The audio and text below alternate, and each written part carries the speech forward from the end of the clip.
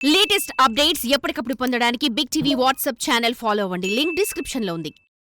BRS ప్రభుత్వ హయాంలో రాష్ట్రంలోనే ఆ ఎమ్మెల్యేకి ఒక ప్రత్యేకత ఉండేది. ఆయన హడావుడి కూడా అలాగే ఉండేది. అయితే మొన్నటి ఎన్నికల్లో ఓడిపోయాక ఆయన మాయమయ్యారంట.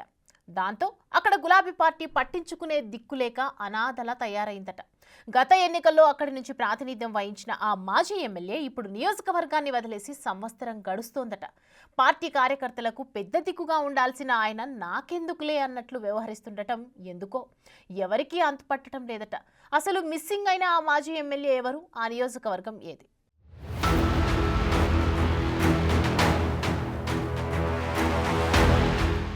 నిజామాబాద్ జిల్లా బోధన్ నియోజకవర్గం ఒకప్పుడు బీఆర్ఎస్ కి కంచుకోట.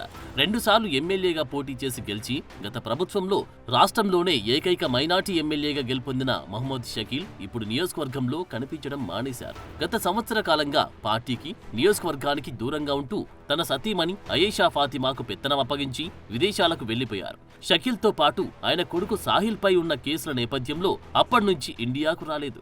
అయితే ఇప్పటికే రాష్ట్ర పోలీస్ శాఖ షకీల్, ఆయన కొడుకు రాహిల్ పై ఉన్న కేసుల నేపథ్యంలో లుకౌట్ నోటీసులు జారీ చేసింది.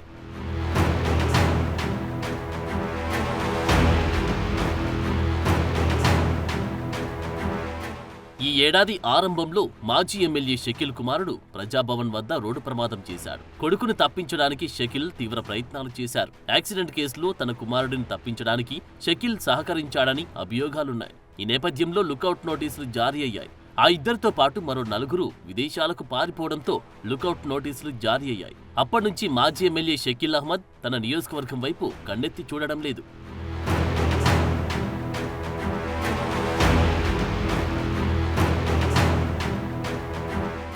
షకీల్ పారిపోతూ నియోజకవర్గంలో పార్టీ బాధ్యతలు తన సతీమణి ఫాతిమాకు అప్పగించారంట. అప్పటినుంచి బీఆర్ఎస్ పిలుపు మేరకు ఫాతిమా అడపాదడపా పార్టీ కార్యక్రమాల్లో పాల్గొంటున్నారు. అయితే ఆమె కార్యకర్తలకు బలమైన భరోసా ఇవ్వలేకపోతున్నారని పార్టీ వర్గాలు పెదవి విరుస్తున్నారు. గత ఎన్నికల్లో షకీల్ మీద కాంగ్రెస్ నుంచి పోటీ చేసిన మాజీ మంత్రి, సీనియర్ ఎమ్మెల్యే సుదర్శన్ రెడ్డి గెలుపొందారు.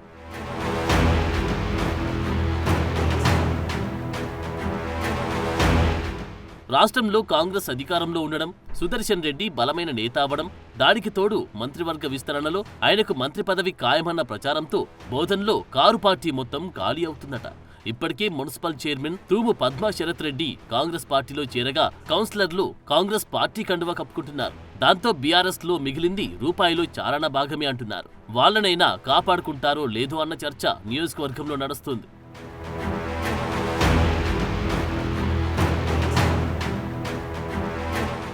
బోధన్ నియోజకవర్గానికి షకీల్ దూరమవడంతో ఆయన భార్య ఫాతిమా పార్టీకి, క్యాడర్కి తానే పెద్ద దిక్కని నమ్మకం కలిగించే ప్రయత్నం చేస్తున్నారు.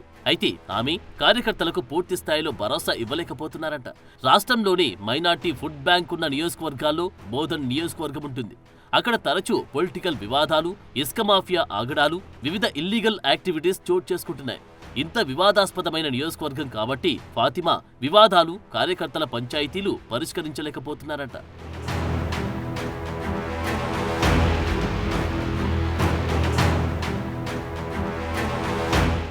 ఇక వచ్చే ఎన్నికల్లో తానే ఎమ్మెల్యేగా పోటీ చేస్తానని ఫాతిమా ప్రచారం చేసుకుంటున్నారు. అయితే ఎన్నికలకు ఇంకా 4 సంవత్సరాలు సమయం ఉండడంతో అప్పటికి ఆమెకు బీఆర్ఎస్ టికెట్ ఇస్తుందో లేదో చూద్దాంలే అని cadre light తీసుకుంటుందట.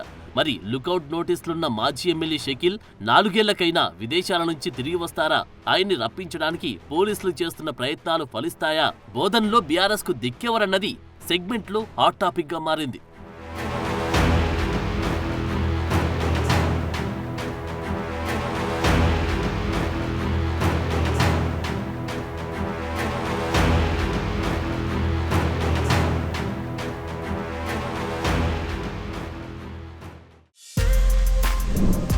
For more videos like this, subscribe Big TV channel.